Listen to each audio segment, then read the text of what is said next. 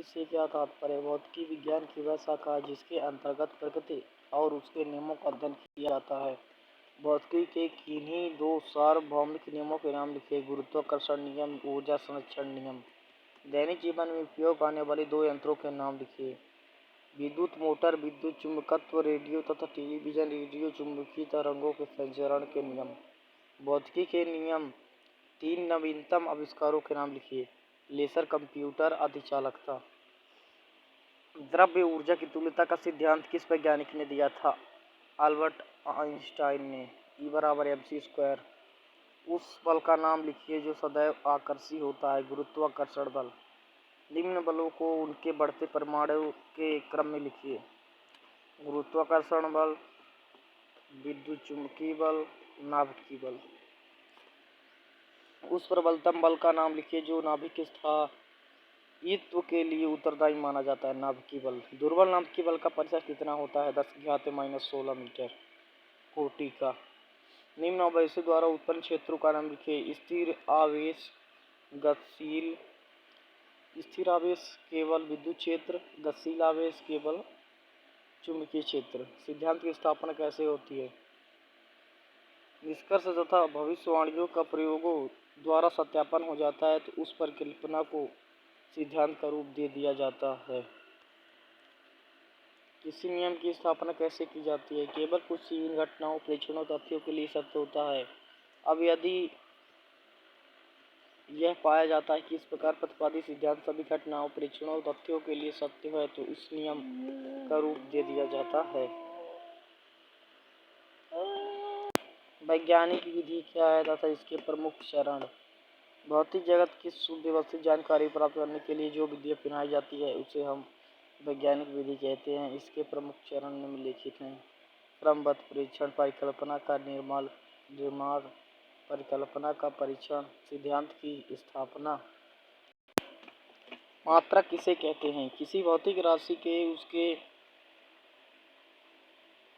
राशि के परिणाम को व्यक्त करने के लिए प्रयुक्त मानक राशि को मात्रक कहते हैं। एक सेकंड माइक्रो सेकंड से कितना गुना अधिक है? 10⁻6 गुना अधिक।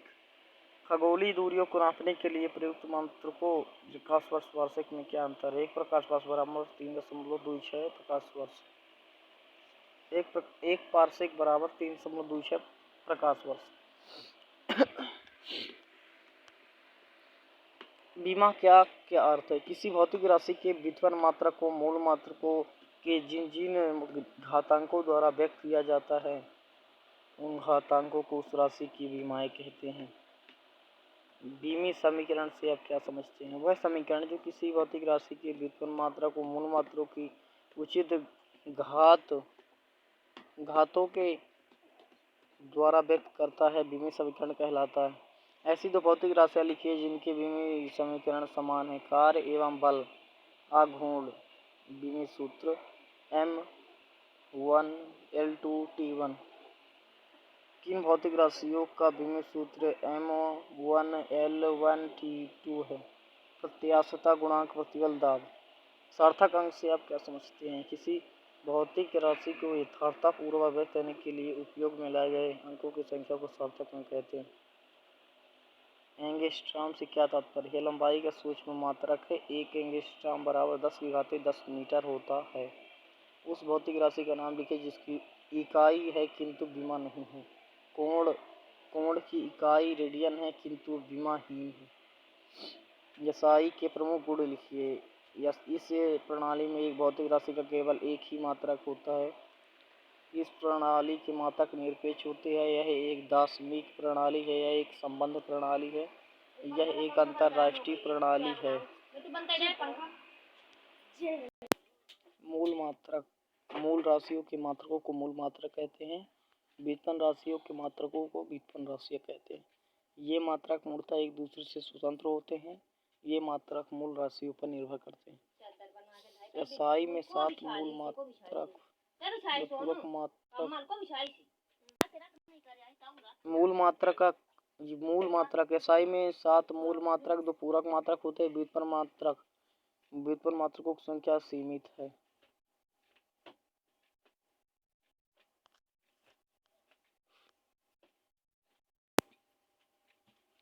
बिंदु वस्तु से क्या तात्पर्य है? यदि वस्तु द्वारा चली गई दूरी उसके आकार की तुलना में बहुत अधिक हो तो वस्तु को बिंदु माना जाता है। विस्थापन एवं दूरी को परिभाषित कीजिए। विस्थापन किसी गतिशील वस्तु की प्रारंभिक तथा अंतिम स्थितियों के बीच की न्यूनतम दूरी को विस्थापन कहते हैं। यह एक सदिश राशि है। इसका मान धनात्मक, ऋणात्मक, शून्य तीनों हो सकता है। दूरी पथ की कुल लंबाई दूरी कहलाती है। यह एक अदिश राशि है। यह हम सदैव धनात्मक होती है। आपेक्षिक वेग से क्या तात्पर्य है? गतिशील पिंड का जो वेग होता है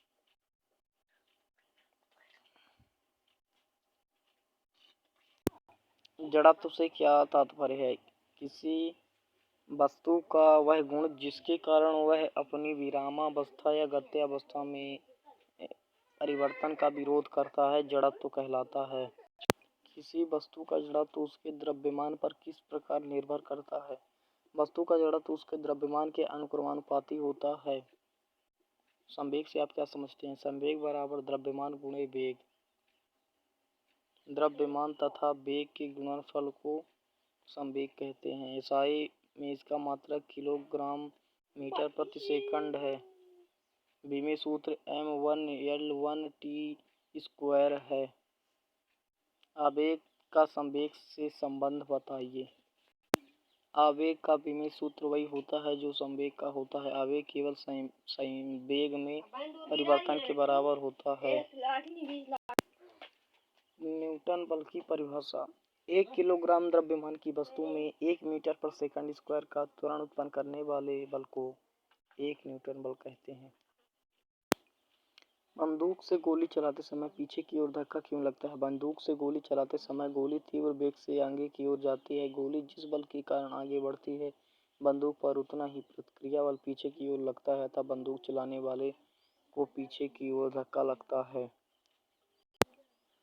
किसी स्थिर बस के एकाएक चल पड़ने पर उसमें बैठे व्यक्ति पीछे की ओर गिर पड़ते हैं क्यों? खड़ी हुई बस के एकाएक चलने पर बस में बैठे यात्री के शरीर का निचला सिरा भी चल पड़ता है किंतु शरीर का ऊपरी भाग जड़त्व के कारण विरामावस्था में अपनी जगह पर ही रह जाता है अतः यात्री पीछे की ओर गिर पड़ते हैं। संवेग संरक्षण नियम लिखिए। इस नियम के अनुसार यदि किसी निकाय पर कोई बाह्य न लग रहा हो तो उस निकाय का कुल रैखिक संवेग नियत रहता है। संगामी बलों से अब क्या तात्पर्य है? जब किसी वस्तु में एक ही बिंदु पर एक साथ दो या दो से अधिक बल लगाए जाते हैं तो इन बलों को संगामी बल कहते हैं।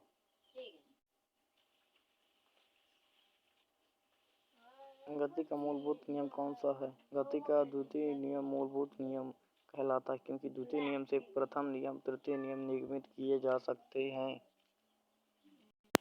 सीमांत घर्षण से क्या तात्पर्य? जब एक वस्तु दूसरे वस्तुओं के सतह पर ठीक गति करने की स्थिति में हो उसकी सतहों के मध्य कार्यरत अधिकतम घर्षण बल को सीमांत घर्षण बल कहते हैं। घर्षण से लाभ एवं हानियां। घर्षण के लाभ। घर्षण के कारण हम जमीन पर चल पाते। घर्षण के कारण ब्रेक लगाकर वाहनों को रोका जा सकता है। घर्षण के कारण आग जला पाते हैं। घर्षण के कारण खाना चबा पाते हैं। घर्षण के कारण चाक से श्याम पट पर लिख पाते हैं। घर्षण से निम्न हानियां। मशीनों के पुर्जे घिस जाते हैं। मशीनों की दक्षता कम हो जाती है। मशीनों की दी गई ऊर्जा का कुछ भाग ऊष्मा के रूप में व्यय हो जाता है। न्यूटन की गति के नियमों को लिखिए। गति का प्रथम नियम। इस नियम के अनुसार जो वस्तु स्थिर अवस्था में है वो स्थिर अवस्था में रहेगी। यदि कोई वस्तु गतिशील अवस्था में है तो गतिशील अवस्था में बने रहने का प्रयत्न करेगी जब तक उस पर कोई बाह्य बल न लगाया जाए।